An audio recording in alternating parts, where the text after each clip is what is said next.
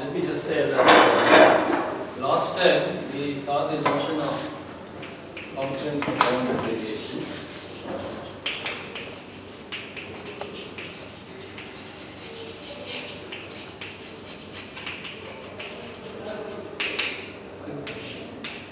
So these are basically functions which you take any sampling of time and then look at the change of the function, look at the maximum possible change that can take place with any type of sampling that you do, and if that always remains bounded, it's called a function of bounded variation.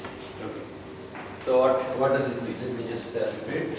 Here is the interval AB, and I have a function from AB to R. Here is x0.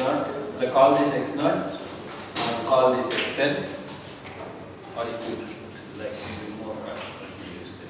Then now sample the function at several points, call them as x1, x2, xn, x1. Then look at the jumps taken, the changes that has taken place at what shall I call it? Fxj minus 1. Look at the quantum of change that has taken place and look at this at all the sample points, and that is a measure of some quantification of the internal turmoil that the function is undergoing. Now look at the maximum possible turmoil that can take place. That is, you look at the supremum of this over all such sampling, which mathematicians call it over all such partitions. If that is finite, we say it's a function of bounded variation. Then it's called a function of bounded variation. If that's not finite, then unbounded variation. Then the important thing that we denote by BVAB, the collection of all functions of bounded variation on the. Okay. Then we saw that this is a vector space. That is, if you take two functions of bounded variation, the sum is bounded variation, any constant multiple is bounded variation, and so on and so forth. So this is a vector space.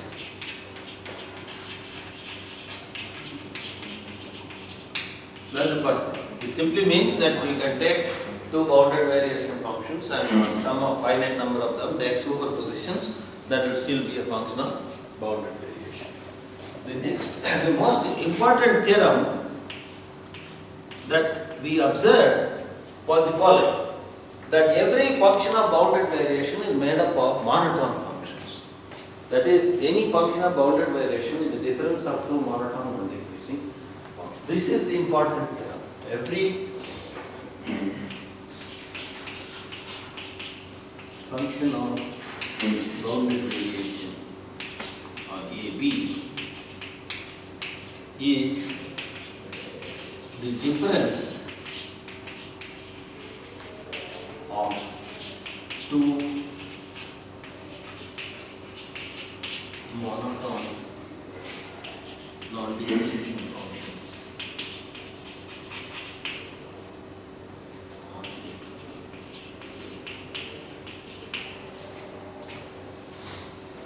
There are one or two remarks that I want to make here, but I'll come back to that question later. It's not difficult.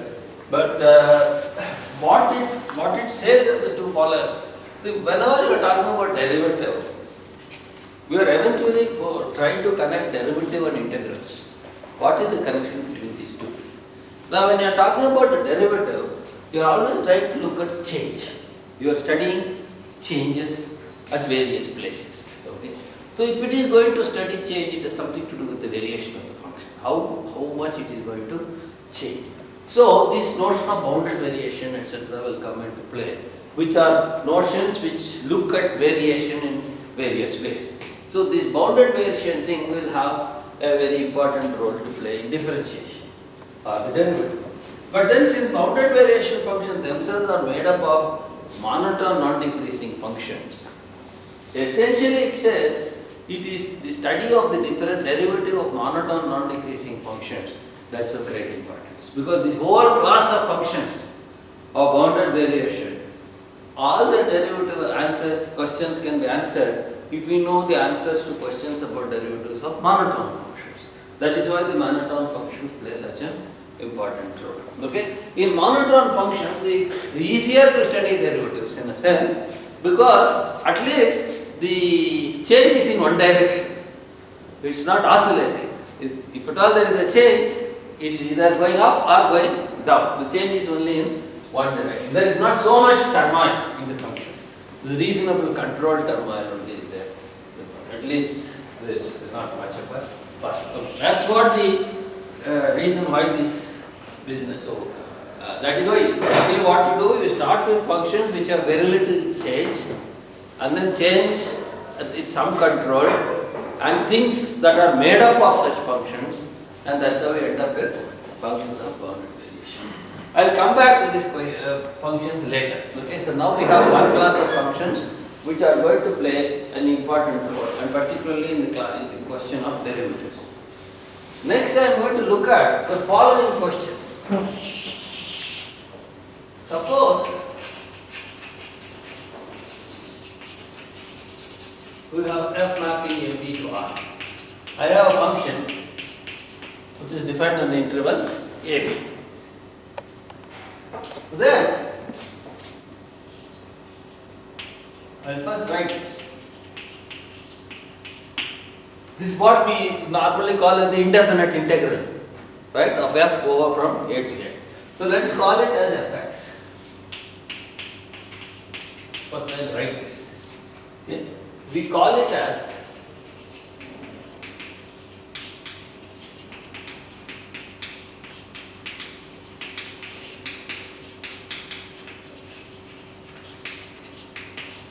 the indefinite integral of f.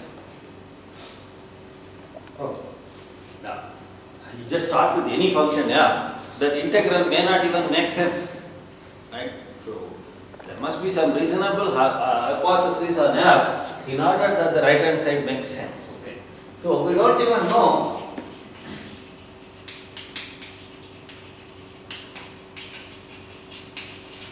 whether what? The RHS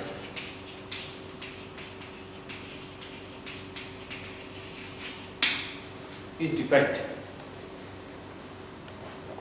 Because after all, you know that if we are talking about integral, you must have at least measurability. If you don't assume measurability of f, I can't even define the integral of that function. Then, if it is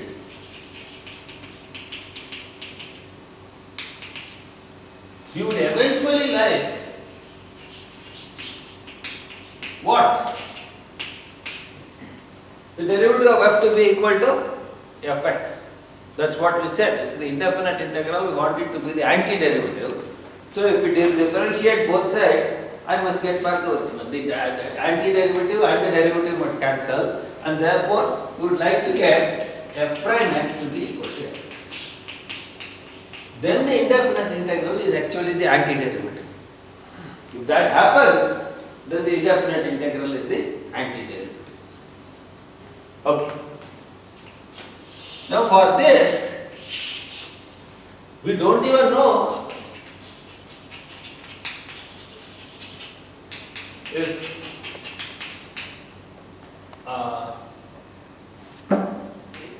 yes is the answer to 1, then is differential. Okay. Then only we can talk about f dash x and then see whether it is equal to f(x) or something. So therefore, we will have to analyze the questions of differentiability of such functions. Okay, and that will bring us back to the question of again whether they are somewhere connected to bounded variation, and therefore to monotone non-decreasing functions, and therefore will the monotone functions answer our questions. So that is the idea of why we are going through this. So now the simplest situation we will look at.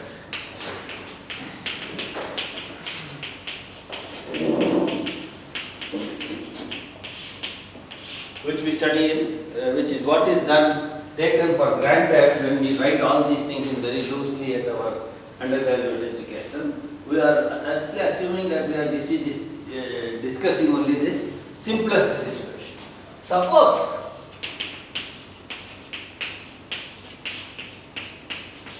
is continuous,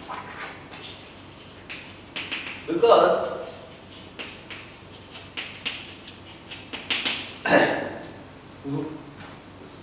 start with a decent function first and see what happens. Suppose f is a continuous function. Let me just look at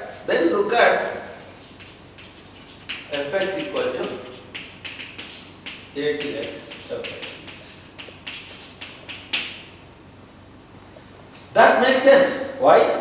Because a continuous function is automatically measurable, and therefore any measurable function, the integral is defined, and therefore I can write integral. If it is continuous in a to b, it is continuous in a to x, therefore it is measurable in a to x, and therefore its integral is defined. But the integral could be infinity. But that cannot happen, because if we have a continuous function on a closed bounded interval, it is bounded. Okay. So since fx is continuous on a b, fx is bounded. So this is the place where we first use the continuity. One of its properties is now being exploited. Fx is bounded. Actually, I am not fully exploiting the continuity. I am using the boundedness of continuity. How do I exploit it? Then this says, what does this mean? There exists k such that mod fx is less than or equal to k for every x in k. That is what we are saying. That since fx is bounded, there is a constant k, so this happens. Therefore, mod fx equal to mod ax, a to x fx dx, which is less than or equal to a to the integral of the mod is less than or equal to mod. And integral over a to x is certainly less than or equal to a to b, because this is a non-negative function, because of modulus. And mod fx is less than or equal to k, so this is less than or equal to k times b minus. And therefore that's finite. Mod fx is finite. Therefore fx is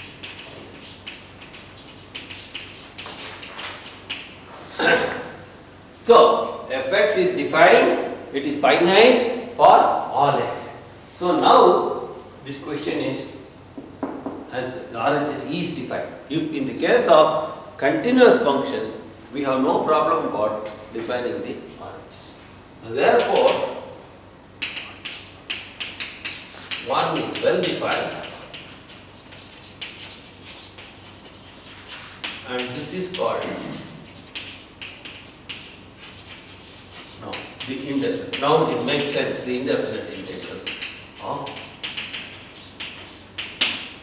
So we have defined the indefinite integral of f.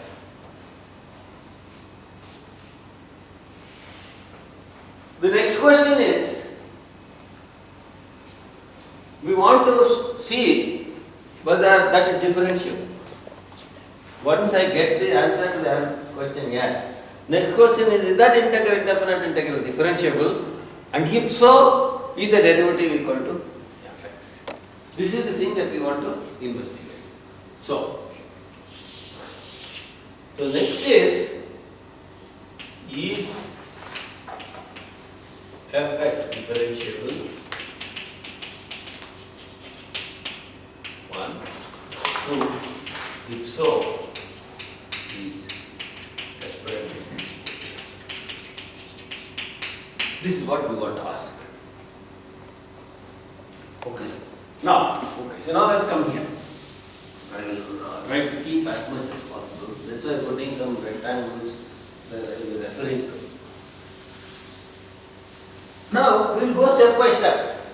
I want to know whether this function capital Fx is differentiable. A priori, I don't even know that it's continuous. Asking for the moon straight away. Okay? So, if it is to be differentiable, it has to be continuous. So, let me first check whether it is even continuous at all. Okay? First of all, continuous. For example, the answer to this question turns out to be no. I don't even have the answer to the first question. So the first question will be no. So if the answer to this question is yes, then there is a hope that the answer to that question will be yes. So if the answer turns out to be no, we are finished. Okay. So that says when you haven't had enough hypothesis, you may have to strengthen your hypothesis. So now we'll show the answer is yes. So how do I look at the continuity at any point? I look at fx plus h and I look at fx, I look at the difference. Okay. So let us look at, let x be any point. Let h be 0, greater than 0. I will first look at the right continuity and similarly you can do the left continuity. What is fx plus h?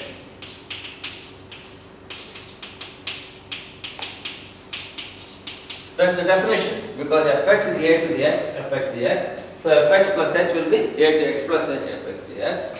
And here is a, here is x, here is x plus. Then fx is a to x, fx dx. So therefore, what is fx plus h minus fx?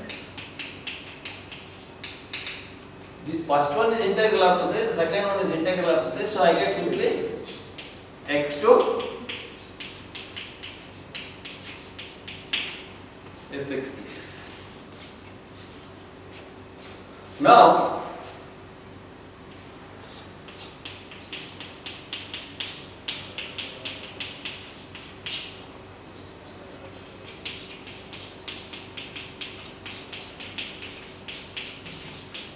modulus of the integral is less than or equal to the integral of the modulus. That same the mantra will keep repeating.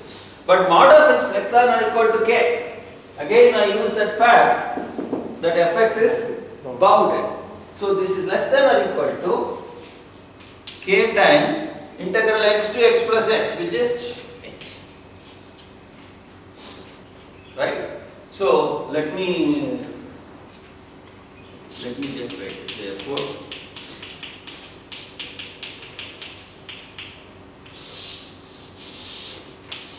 now what does that say? When h goes to 0, this has to go to 0 because right hand side goes to 0, left hand side cannot be negative, so it has to go to 0. Therefore, limit h tending to 0 of fx plus h is equal to 0. Therefore, f is right hand because we are looked at from the right side. Similarly, take h negative, so therefore, similarly,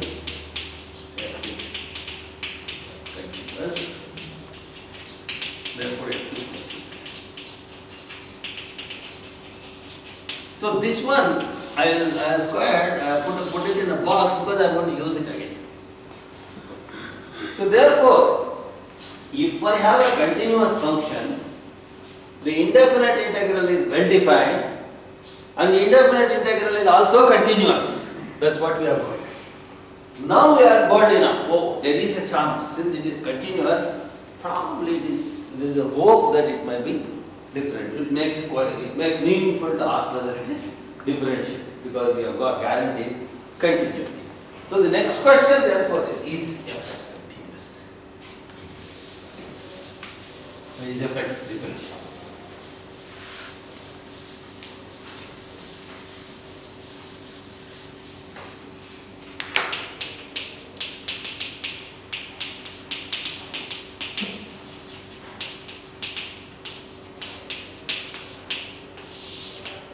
That makes that question now little bit more sense, makes more sense because there is a chance that it could be differential.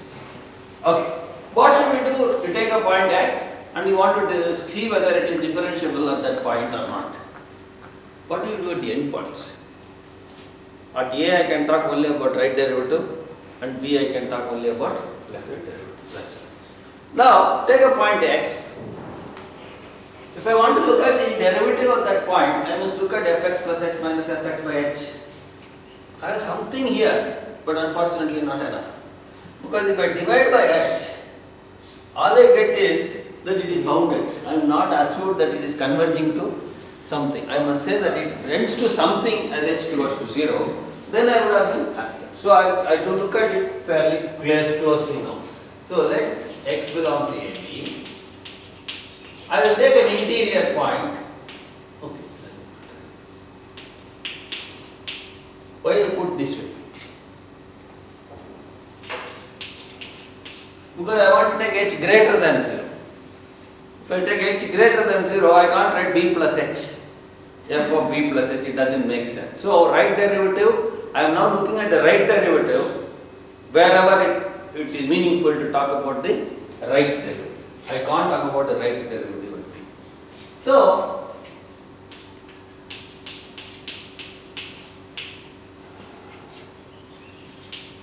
I am going to write exactly the same thing that I did last time.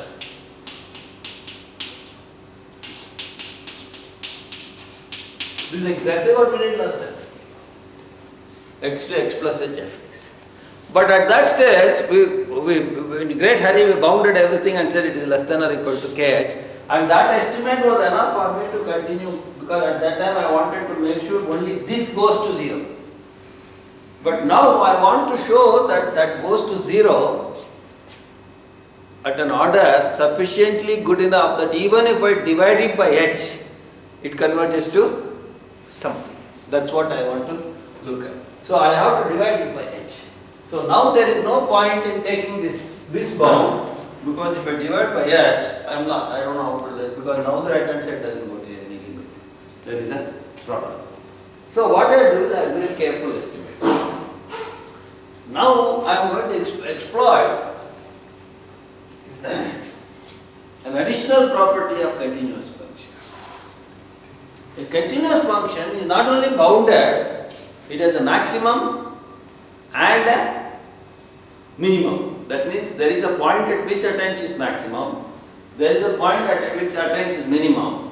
Not only that, any value between the maximum and minimum is also attained, the intermediate value property. So recall, so I call this some star. Recall, since f is continuous on AB, we have, this way continuity is very, very important. All these properties of continuous function. 1. There exists m and m such that m less than or equal to fx less than or equal to m for every x in AB. It is bounded above and bounded below, and there exists xi and eta such in AB such that m is equal to xi, f xi, capital M is equal to f eta, that is the maximum and minimum are attained, and for any alpha between m and m, there exists a xi alpha such that is any value between m and m is also attained. That is crucial. Every value between the maximum and the minimum is also attained. Okay? That is the connectedness of the range of the continuous function.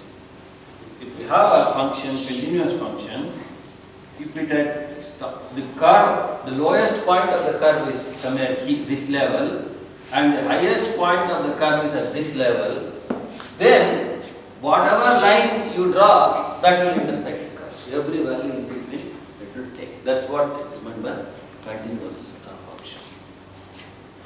That's what is meant by saying the range of a continuous function is a connected set. Now I keep these boxes.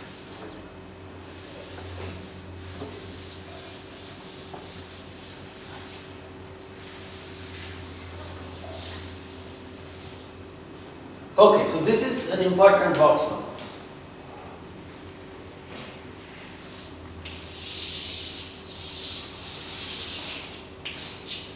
If that is so, go back to star. If you look at star now,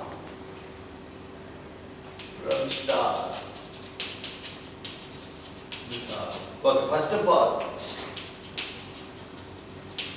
what can I say about x to x plus h fx dx? So the fx is less than or equal to capital M. This will be less than or equal to m times h. And since the fx is greater than or equal to little m, this will be that. Okay. So the integral x to x plus h fx dx will lie between mh and capital MH. If that is so, this is exactly fx plus h minus fx. Therefore, by star, mh is less than or equal to fx plus h minus fx by h less than or equal to capital I can remove h. Okay. Now I have come to the quotient. The quotient lies between m and. So therefore, if I call this as an alpha, this is the real number which lies between little m and capital M. But whenever I have a real number between capital M and little m, it must be above something. Okay? Therefore, there exists a xi which will depend on this number. This number depends on h. So there exists a xi h in AP. Not AP where? X to x plus h. Because now I am looking at the continuity of f in this interval, whatever it is, such that what should I write? What should I write? Well, I am making a big issue of a very big thing. Which should I write in? Epsilon is that big chunk. So, are we done? Therefore, what happens when h goes to 0? When h goes to 0, what will happen to f psi h? Fx. So that means the limit of h tending to 0 of this as h goes to 0 exists and is equal to fx. That means f prime x exists and is equal to fx. Oh, so therefore, I want to keep all these boxes somewhere. Okay. Hence, f prime exists. Actually, I have not shown f prime exists. What have I shown? Right derivative exists. Same argument with the left. Exists and equal to. So, what we have created, I mean, this is a classical simple calculus theorem, which most of you would have seen, which uses all the properties of continuous functions very effectively. Not all, but at least most of it. So what we have got therefore is, if fx, little fx is continuous function, the indefinite integral is also a continuous function, it is also a differentiable function, and the derivative of the indefinite integral is the original function. So if we integrate a function and then differentiate it, you are going to recover the function. So both are reverses of each other. So indefinite integration is, in a sense, the anti-derivative for continuous function. So what is the theorem? The theorem is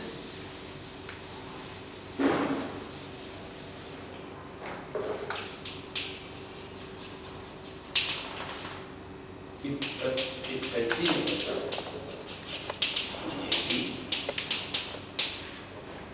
then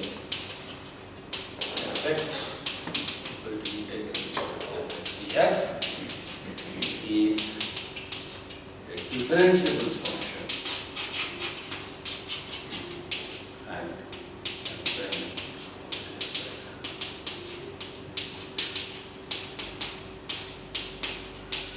again the endpoints you have to take the right one sided derivative. If it is the point A, it is the right sided derivative, the point B is the left sided derivative. Okay, so at least the fact that the differentiation and the indefinite integral are reverses of each other is one way at least is established. I am not saying that the integral of the derivative is the original function still. That is again all we have done, all we have shown the derivative of the integral is the original function. So the integral, the derivative is the anti-integral is something like that is what we have shown. One way inverse is what we have shown first one. Now, that at least for a good class of functions, namely continuous functions, we have this assured for us that this business of the connection between the derivative and the indefinite integral is one as the opposite of the other, has been at least to some extent established.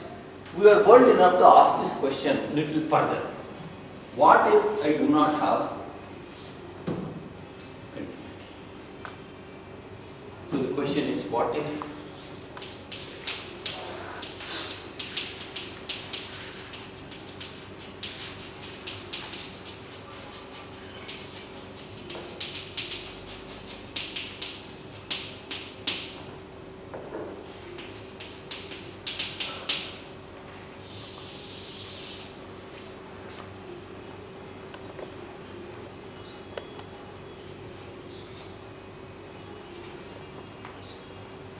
okay. Now we go back all the way and see where we started using the continuity hypothesis. We don't have it there and therefore we got to study. So if we go back, the very first fact was we used the fact that the function was continuous and it is bounded, and that helped us to first of all establish the fact that the indefinite integral is well defined. Now all that is in jeopardy. Starting point itself is in jeopardy. We don't even know whether the indefinite integral is well defined. So we had used, right. Now we will say, after all I didn't use the full power of continuity at that stage. What did I use after all? Bounded. I used boundedness. So forget about continuity, I will take a bounded measurable function. The integral is defined if it is measurable. Now the moment I have boundedness, I can do this and therefore I have defined. So therefore we had used only the boundedness aspect of F in establishing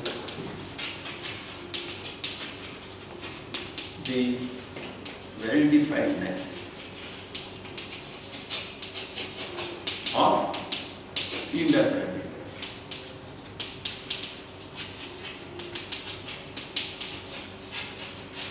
Hence,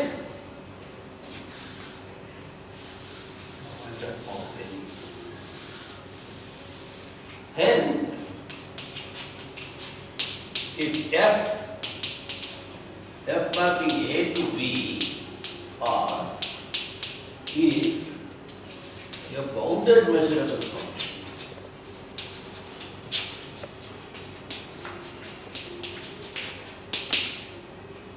then again the same argument will go through. Then again, by the same argument,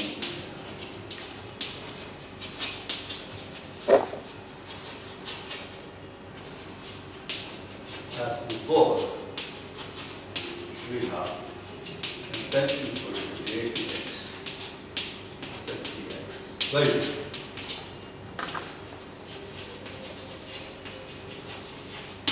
so we have crossed the first hurdle even without continuity, only using the fact that we needed only boundedness at that stage of the game.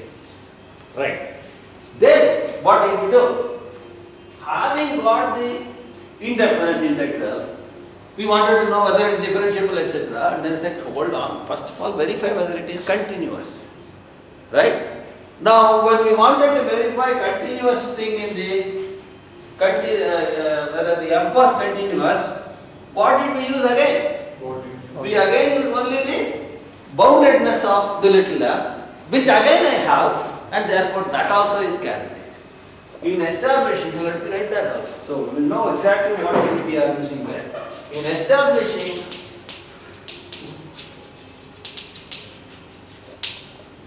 the continuity of f,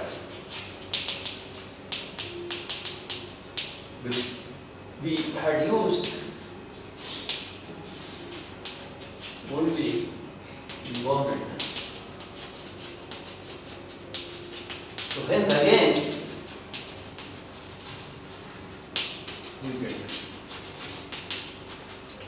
continuity. So far so good. But then when it came to the third stage, a lot of things about continuity we used.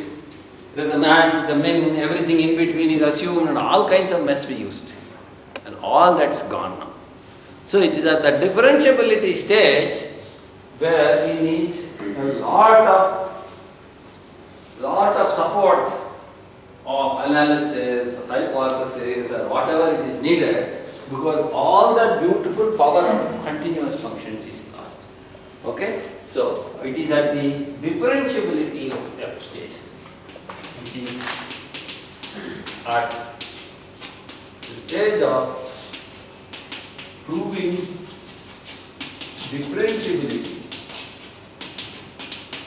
of capital F that we really used the following power of continuous function. What are the power? This power, that it is having a maximum, a minimum, it attains its max, it attains its min, etc., etc. Right? Now we have to do something about it. We know exactly what repair job has to be done.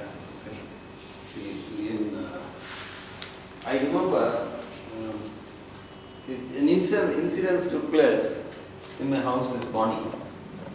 And I switched on the geyser at 5:30 in the morning, went back for a walk and came at 6:30. I found that the heater was not on, the hot water was not there. So I just telephoned, luckily there is one good, nice electrician available on mobile. I called him, he came immediately to my house and then he opened it and there was a small connection which was split, burnt out. So he cut the two wires again, spliced them together, and it worked. Same thing 25 years back, when I was in the US, and I was in the university apartments. My telephone went out of order. Rarely telephones go out of order in the US. But nowadays in India also it's good. Telephones rarely go out of order. We don't know the difficulty we used to go through about 15, 20 years back with the telephones. Out of 1 month, 18, 19 days, it would go out of order. Anyway, so once my telephone was giving a hell of a lot of problem. It used to give a lot of jarring sound. I couldn't hear anything. So I called the university. In those, you don't call anybody, just call, there is a service center in the university apartment block. You call. There came a lady, in a huge big vehicle. Unlike my electrician who came in his Luna, she came in a huge big vehicle. Without asking question, walked in with another telephone in her hand, plugged that out, plugged this in and went out. The telephone burnt. Okay? Thing was, where do you do the repair job? Well, if you want to do it correctly, you must do exactly where the problem was and then repair it. The difference between these two is, in India, it is very difficult for him to bring another geyser, fix it here, take it back and so on and so forth. So he came and found out where exactly the repair job has to be done and repaired it. There, nobody had the time to wait this lady to come in and then open up the whole telephone and find out where it is wrong and all. She just replaced, took the phone. Maybe she will go there and find out where it is wrong and things like that. Okay, so the question is, how do you do the repair job? Here, we want to do the repair job. Well, we might have brought that whole integral to our office or sit there in my house. But then eventually I have to analyze where has it gone wrong. And the thing that has gone wrong in the proof, if we did not have continuity, is precisely this place. Where, how do you prove the differentiability of it? That is itself under a big cloud. We don't even know whether capital Fx is differentiable. Only after establishing that, we can assure whether we can even ask the question whether the derivative is equal to little Fx. Now, that is the point which we want to look at.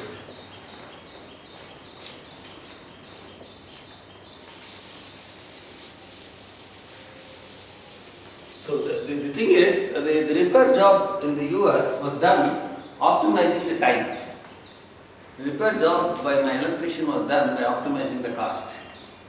Okay, I could easily said I put another heater and take it, because their time is money. Eventually, it is the cost. Because there the time is money and therefore that money has to be, if that lady has spent 1 hour in my house, for 1 hour she might have charged $75 or $100 25 years back. So the time is again converted into money. The money had to be optimized. But then here, how do you optimize the money depends on where you put your costs. Okay, that is for management people to look at. Okay, but eventually, therefore, you want to do the correct optimal repair job. Okay, and finally, the repair job is here. Whether you do it, taking it to your office, giving it to your assistant, etc., etc. The repair job is here. How do I do this repair job now? So therefore, now I realize all this. We know exactly where we have used all this. So we now know all this is not with us. So right now, we are in now.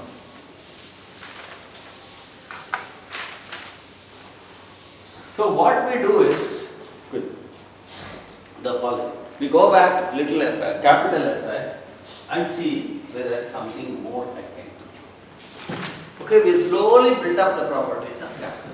So in the previous case, I said it is continuous and therefore it makes sense to ask a question about derivative. Even now it is continuous and therefore it makes sense to derivative. And then I made one jump from the establishing the continuity to the establishing the derivative. One jump was possible. The continuity helped me. But now I need one step. I need one support step which was not there. So I am going to construct my own support step to reach that derivative value. Now what is that support step? Now what I do is, I look at this function and I realize it is little more than continuity. See, what I did in the previous case was I had continuity. Then I made one jump to F differential. Here I used this step, but F is continuous. This, I put my foot on that and then I was able to immediately come here. Now that step is not available for me. So what I am going to do is, I am going to put one more step here. Namely, it is not only continuous, a little more than continuous. Okay? So little more than continuous. That is, from this to this, I am going to put an intermediate step. Namely, I don't know differentiable. I know it is little more than continuous. So I wanted to go to third floor. I was the ground floor. I said, now at least I can go to the second floor. Still I don't know how to go to the third floor. But then I said, if I go to the second floor, I will prove a general theorem that anybody who reaches the second floor can reach the third floor. Okay, that's the idea. So now I am going to get as close to differentiability as possible. What is this extra property? Well, if this extra property I had here, I would have had here also. Because it is true for anything now. The continuous function measurable is also there, bounded measurable also, a continuous function is also a bounded measurable. What is that property? That is what is known as absolute continuity. Okay. So now we observe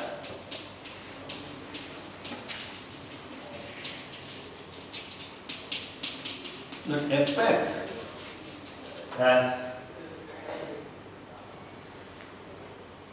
is more continuous than usual continuous, whatever that is.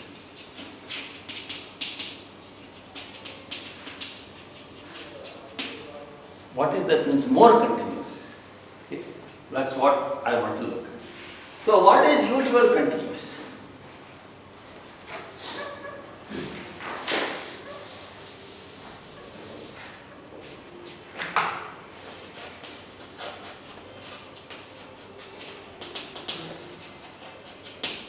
Usual continuous means for any x in AB,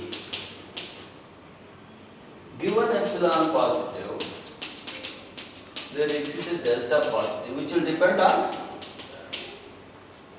x and epsilon such that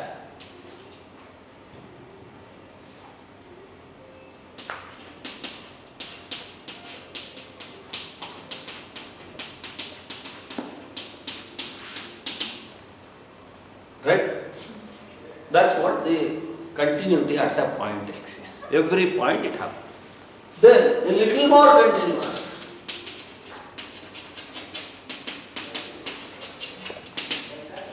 Is what is known as uniform continuous. That is, this move that you can, the distance that you could move away from x, still maintaining within an error epsilon, depends on where you are. But now suppose that is independent of where you are. Wherever you are, the same distance you are allowed to move, then that is called uniform continuous. Delta x epsilon does not depend on x. So for every x there is one delta that works. That is what is known as uniform continuous. Now, little more continuous. What we call more continuous. Okay. Not the most continuous, let us say that, because there is a lot more continuous. Little more, just more continuous. That is what is we are going to look at. What is meant by more continuous? We will give the name for that. What we are saying here in this now little more continuity is, here is AB, take any 2 points within delta in this interval, then the variation that you get by moving from x to y is at most less than, at most epsilon. Fy minus fx will be less than epsilon. Wherever you take a pair of points within a distance epsilon, now within a distance delta, the variation will be less than epsilon. So I am trying to bring in the variation because that's what eventually is going to give me the derivative. So now what more continuous is, again it is the same.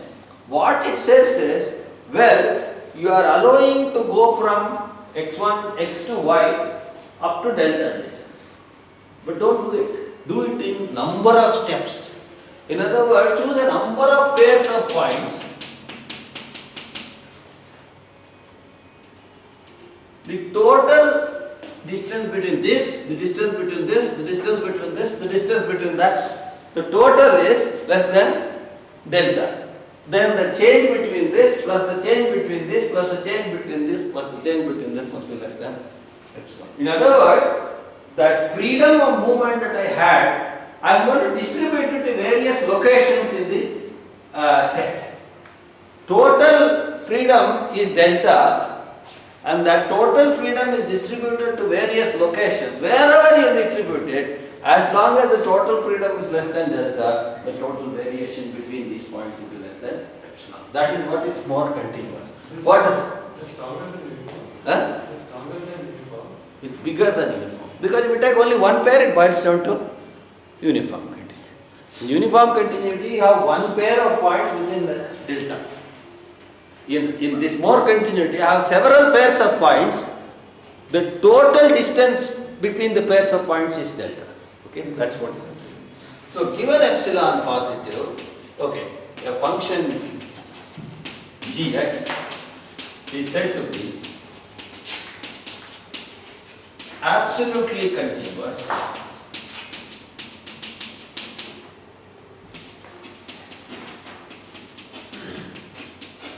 if for every epsilon positive there exists a delta which depends only on epsilon such that xj prime, these are the pairs. Okay, we don't make them overlapping. Okay, just take different pairs. This is because it can be reduced to this. Is a finite collection of non-overlapping pairs or open intervals, if you want to call it.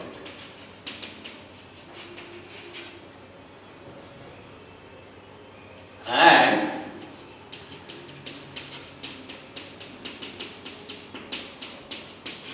if we took the distance, the total distance between all these pairs of points is less than delta, implies you take the change of the function in this interval, change of the function in this interval, change of the function in that interval, fxj prime minus gxj prime minus gxj.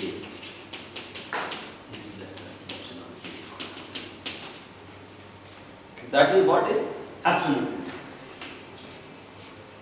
If in particular you do it for one pair of points, you get uniform continuity. Okay. You take x and you just take one. This must be true for every such pairs of points.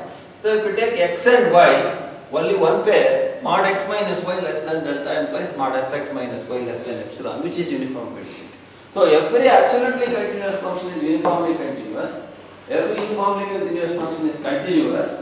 And therefore, absolute continuity is a higher evolution level as far as continuity is concerned. Uniform continuity is continuity at a point, but individual points.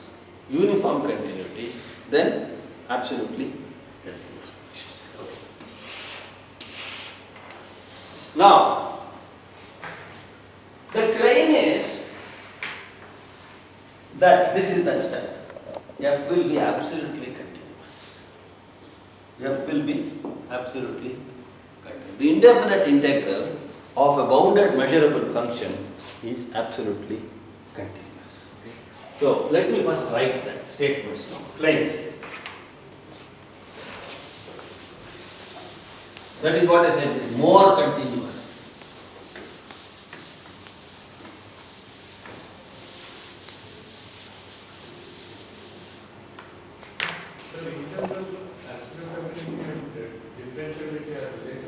Yeah, that's what I am going to come to. Okay? That is why that intermediate step is. This step allows you to jump here. That it is differentiable. Okay. At least almost everywhere. So, claim 1.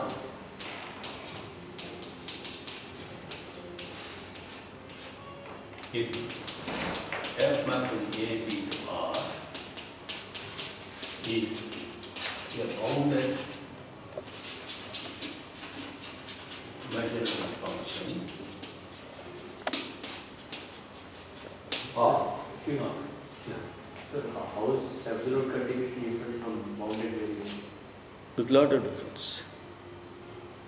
See, in bounded variation, you have to take the variation in between the points also.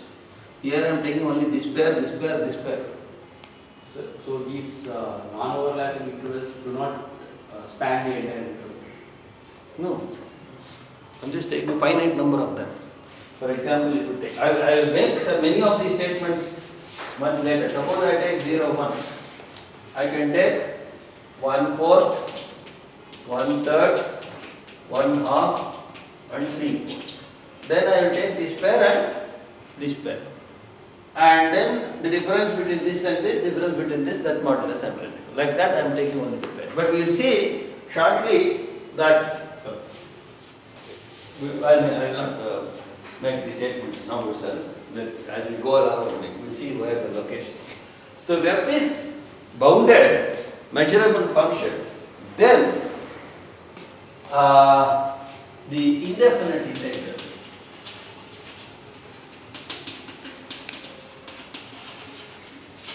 fx equal to mdx is an absolutely continuous.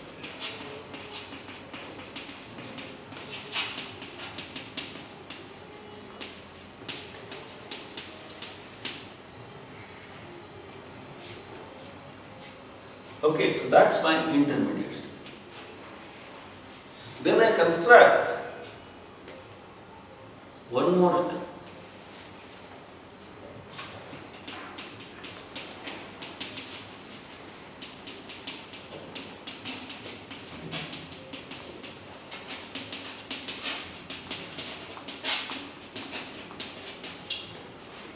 Every absolutely continuous function is a bounded variation.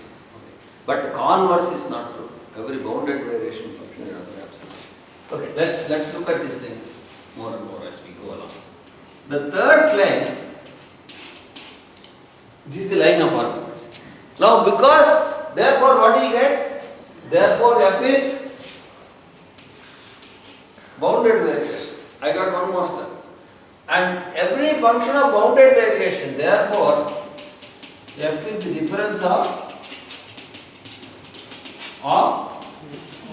two monotone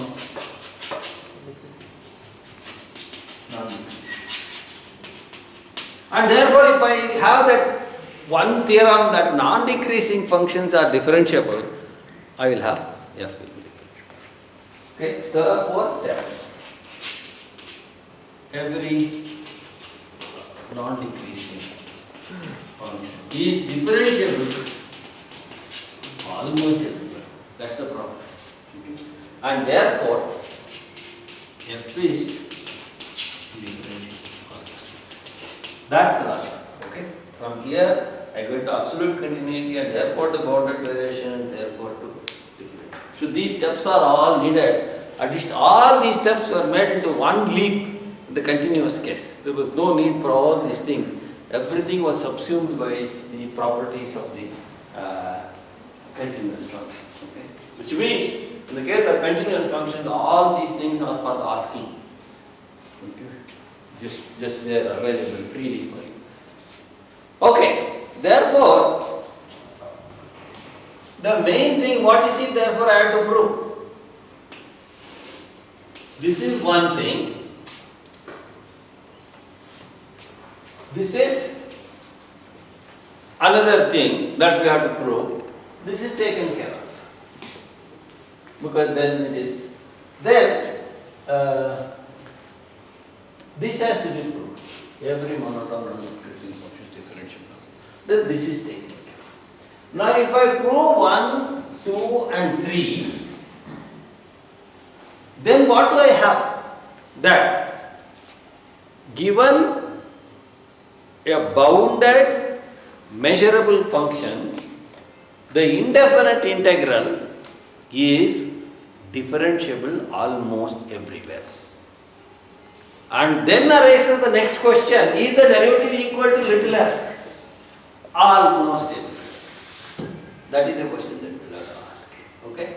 Then the last question is, I put it as a question, then is f prime equal to f? This is a question we have to investigate. Okay? At least now that question makes sense. Until now we didn't even know whether the question makes sense because we didn't know whether f was differential. Okay. So therefore, these are the main questions that one will have to investigate. But before I investigate these things, Let us see, suppose we had established these things, what happens? That is why these theorems, most of the books will start with most of the treatment, therefore we go back.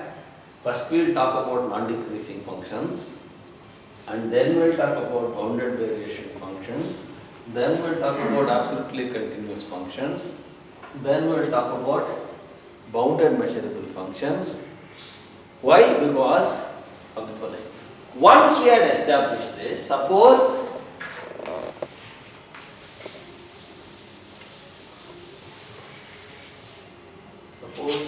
all this is true.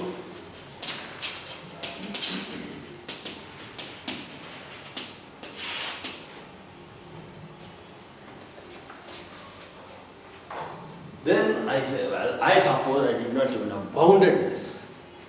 I had only measurable function. What happens? Okay. Then what if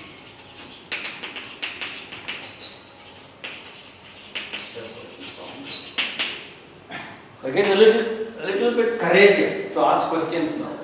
Because now what I have done is, I come from the ground state level of continuous function, climbed one floor, I went to bounded measurable functions, I get a little bit bolder, I want to go to more frontiers now, cross into unknown territories, unbounded functions also. What if F were not bounded?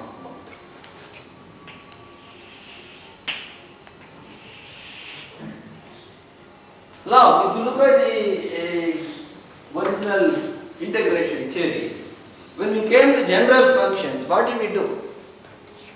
So we split it into the positive part and the negative part.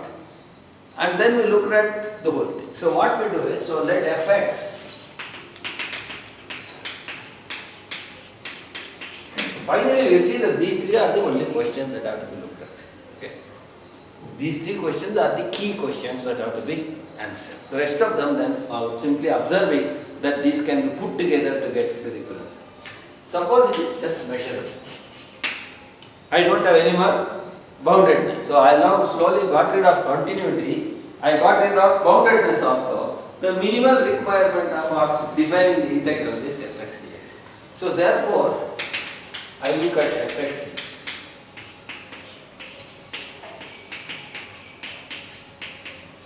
But unfortunately, this could be infinite. Unfortunately, this could be infinite because now I have an unbounded function. The integral over a to x may be infinite. So, then in that case, capital Fx is not even defined. Okay? So, the whole ball game collapses. If it is not even defined, where is the question of asking, is it differentiable, is it equal, the derivative equal to little fx? I don't even know what function you are talking about. It's not a real valued function at all. It could take infinite values. So in order to first to make sure that we are starting with a decent fx, what do we have?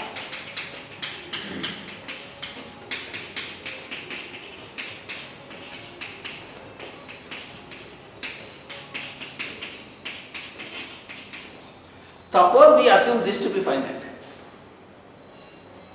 That is, f is integrable. F is an integrable function. That's what we would need. Okay. That is the reason why we discuss about integrable functions. For whom? Okay.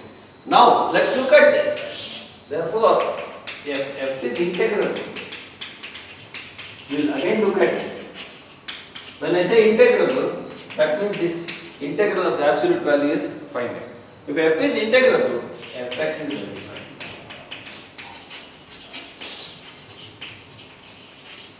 Fx is well defined.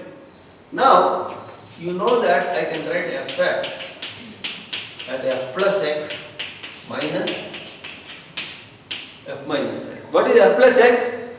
It looks at only the top portion of the curve and punches everything, filters out everything that is at the below as 0.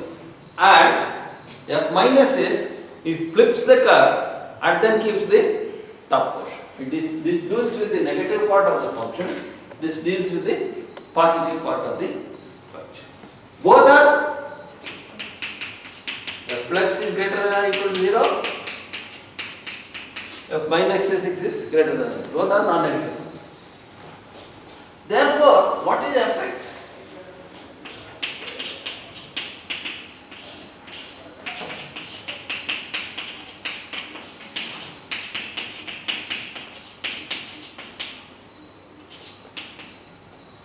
Integral this. Now I will call this as f plus x.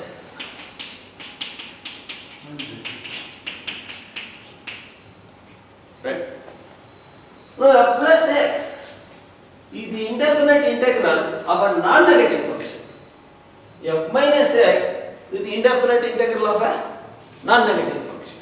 So therefore, if I show that the indefinite integral of a non-negative function is absolutely continuous function, all this Ramayana can be repeated from that stage onwards. So, if I show that the indefinite integral of a non-negative integrable function is absolutely continuous, we are through. Whether this is absolutely continuous, this is absolutely continuous, we will show the difference of two absolutely continuous functions is absolutely continuous, and therefore this will be absolutely continuous, and therefore we will have this stage. Capital F is absolutely continuous. This step will be got. Once this footing is got, you are like Vamana, you just crush that fellow and reach the Padana to the differential. Okay, just once you get that one step, that absolutely continuity step, you just less. Okay. So that is the thing. Therefore, all you have to do is investigate non-negative integrable functions. Therefore, let's go to non-negative. So therefore, what we have to look at non-negative integrable functions. Sir, example for a unbounded, measurable, but an integrable function. No, unbounded, Measurable but unbounded yes, and integrable. good exercise. Think of it yourself. Unbounded, measurable, integrable. X to the power minus half. Here is one example. X to the power of minus half, where? 0, 1. 0, 1. Okay? What is its value at 0? It's irrelevant because in the Lebesgue integral, values at individual points are irrelevant. Almost everywhere you can change the function. Take 1 over square root of x in 0, 1. Near the origin it is unbounded. When you integrate it, it becomes x to the minus half plus 1, which will become x to the power of plus half between 0 and 1. That's a nice finite value. Okay. And that's what Riemann called as improper integral. There's nothing improper about it, it's very proper. Alright, so therefore, we have to look at only the question is the indefinite integral of a non-negative integrable function.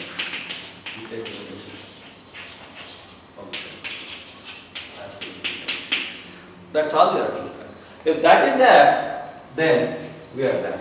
We are practically through, provided we answer those three questions. And we know that that question is also essentially this. So therefore, that is the question that we have to investigate. So therefore, let f be greater than or equal to 0, integrable. So I am going to look at non-negative integrable function. Then I am going to look at fx equal to integral dx dx. I want to know whether it is absolutely continuous. Now, if the fx is bounded, finish, it is the same. I already have a bounded measurable function. So, if f is bounded, then it is 1. That's it. Wow. So, nothing to prove. So, what is the only question that we have to look at there? 1a is the indefinite integral of a non-negative integrable function. That's it.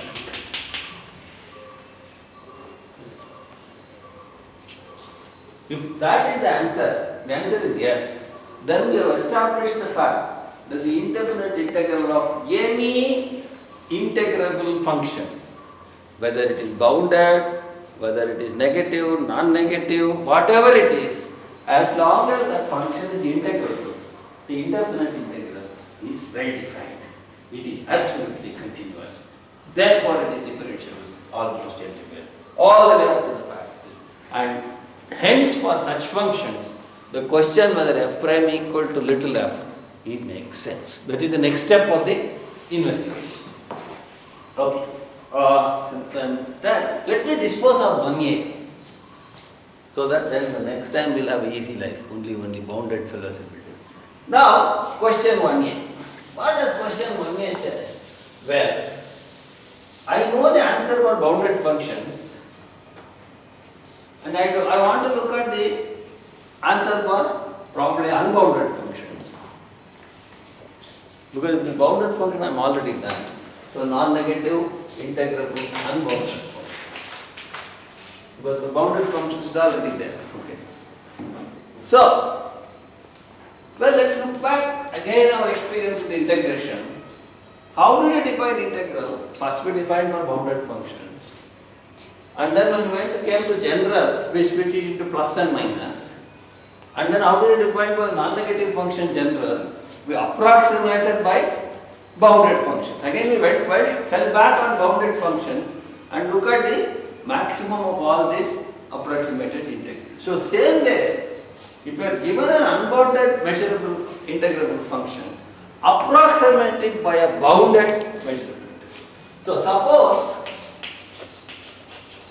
for every epsilon greater than 0, there exists a given f greater than or equal to 0, integrable, unbounded.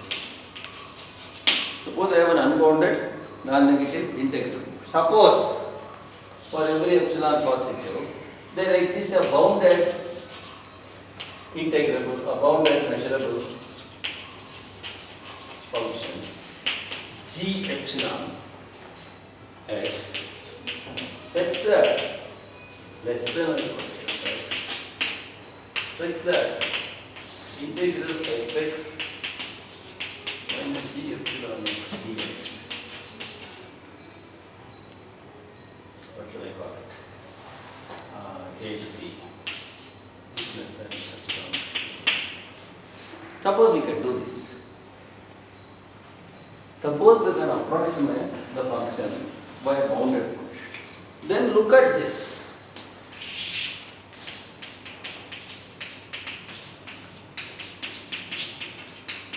Indefinite integral looks like this.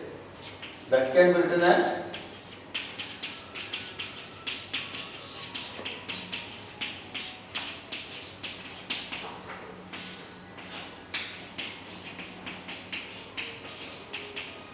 that is there, and this can be made, this is less than or equal to integral a to b fx minus g epsilon x dx plus integral a to x g epsilon x dx.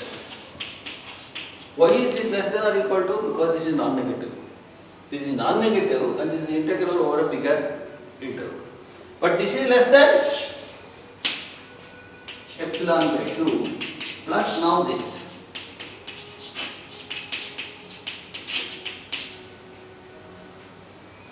Right? But now what about this? Okay. That is the indefinite integral of a bounded, and therefore that is absolutely continuous. And therefore essentially what this will say is this can be controlled within epsilon by 2. This can be controlled within by epsilon by 2, therefore that can be controlled by within epsilon if you choose the intervals within less than delta. So essentially this will imply, I will give the detail. This will imply f is And therefore the only question is this. Whether given an unbounded integrable function can be approximated as accurately as we want a bounded function so that the integral of the difference can be controlled. In fact, we don't even want to control at individual points the difference. What we want is on an average, the error must be small, and that's fairly easy. So therefore, the crux of the matter is this. Given a non-negative measurable function, which is integrable, can be approximated on an average as accurately as we want by a bounded measurable function. And the answer is yes. Okay. So this is yes. And therefore, okay, I will just indicate this how it is. This is yes, and therefore this question is yes. Therefore, we will have all the steps and we are done. Okay? That is the line of argument. So how do we start? We first start with bounded measurable functions. Then we prove that the indefinite integral is absolutely continuous, and then show that every absolutely continuous function is bounded variation, and therefore show that every bounded variation function is difference. We already shown difference up to monotone, and then we show that any monotone function is differentiable almost everywhere, and therefore the capital Fx is taken care of for bounded functions. Then we show that for unbounded functions, it is enough to split them into the positive and the negative part. Each gives rise to a positive function. Therefore, it's enough to look at non-negative functions. Now, in the case of non-negative function, bounded case is already taken care of. So, only unbounded case. In the unbounded case, if you cleverly approximate it by bounded fellows, you are done. And can you do this approximation? The answer is yes. And therefore, the final theorem will be this. When you put all these things together, lemma 2.1, that will come in second chapter, this will come in first chapter, that will come in some other chapter. The final theorem will be, I will write that. I'll make one statement, theorem. F map and A B to R is integral function plus the indefinite integral Fx equal to A to x Fx dx is a well-defined absolutely continuous function with A B and hence differentiable.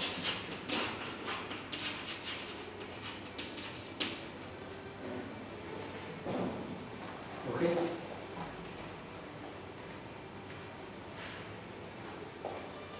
So, once we have this, therefore, question is f prime x equal to fx, almost everywhere. Makes sense. We don't know the answer. See, before you ask a question, whether the question makes sense, we have to make sure. Alright, so that will be the next part of the theory. So therefore, the right framework in which you should work is that of the maximum, or the good framework, or the general framework in which you can work is that of integrable functions. F belonging to L1AB, what he calls F belonging to L1AB. All these questions we need to answer. Okay. Now, this is my problem with my colleagues, my friends, and all my friends in mathematics. The thing is, we have this habit of writing in a way that the chain is not seen. Somewhere we prove non-decreasing. Why suddenly you came to non-decreasing function? We don't know. The reason is this line of thoughts. Line of thoughts is the one that is important. Now I remember this was very beautifully expressed by J.C. Vittal. He used to write, he's no more, he was one of the finest mathematicians who lived in the 20th century. was at MIT, and he used to be the editor of the Advances in Mathematics, the journal which was titled Advances in Mathematics. I suggest that you go back to library, take the 70s, 80s issues. Most of the mathematics in it will be totally incomprehensible, because even normal things that the pure mathematicians write, you don't understand. The abnormal things that they write, you won't even get anywhere near that. In the end, the last page, book reviews by G.C. Rotem. And these are called telegraphic reviews. 2 lines. And you must see the intelligence of the person's caliber, the level of his intelligence is exhibited in the fact that he could review a book in 2 lines. Everything, more or less, he says whether you should read the book or not. It was worth reading that book or not. And it's tremendous amount of wit. Okay? And it's all built into the 2-line, 3-line telegraphic book. And the tremendous cleverness of the person was he would simultaneously review 2 books in 1 review in 3 lines. That's the tremendous nature of that person. And in one of the books, he writes, I understood every line of this book, but I did not understand the book. In the sense that, okay, I like this small lemma, but why are you doing this lemma? I am not seeing the link. The 800 pages you have written, I am not seeing what is your final goal. It is that goal which made me to take through these steps. That goal, it was not clear to me even after reading the book. That is what line. I understood every line of this book. That means he has written very clearly those portions. But he is not clear about what he wants. But I did not understand the book. That was a beautiful statement which applies to many pure mathematics books. You understand maybe every line, because they will say for every epsilon, delta, everything right there. But why am I doing all this epsilon, delta? That will not be clear. So, for me, therefore, I cannot understand, I feel very uncomfortable when I see, at least if I take a chapter in a book, I must see what is he aiming at the end of the chapter, and what is it, that connection that all the earlier things have got to do with the final thing. If there are no connection, why do I read? I can straight away go to that last thing that I read, because there is no connection. There is no need for me. So finally, therefore, there should be a build-up. It is not like any of a TV serial. There is no build-up. They want to extend the serial, then finish. Another 25 shows, everything will be dragged and nothing is happening and things like that. And nothing is connection between what happened in the previous 20 serials and what is happening today. And that sort of nonsense will take place. And that should not happen in mathematics. That should not happen in science. There must be a continuity of thought. There is a goal which you establish. That goal must be a reasonable question, which came out of your experience, your observations, and so on and so on. Now I ask that question. Does that question make sense? Yes, it makes sense. Now I will find the answer to the question. Under what situation I can find the correct answer. That's what the thing is. See, particularly now, anybody can find statements of theorems in the Google search, in the internet. But then, therefore, books are no longer, people say, relevant. But books are relevant if it is. That is why I would say, for example, if you read Rees and North's functional analysis, particularly his chapter on compact operators, completely continuous operators, and spectral theory, and all. It's like a beautiful flowing river. The reason is the person who did all that, he is the one who proved the theorem. He knows exactly where he got what stuck and how he pushed those theorems in. So when you read it, it's just absolutely clear. There is no doubt in your mind. Why and how and what. But then say some other book written on functional analysis 40 years later, and check the chapter on spectral theory, you simply will not know what's going on. Because now he wants to write in such a way that it's neatly compact. So I'm more interested in writing it in a neat manner rather than communicating what I want. So my suggestion is, many of youngsters never get into book writing. Don't bother about the expert.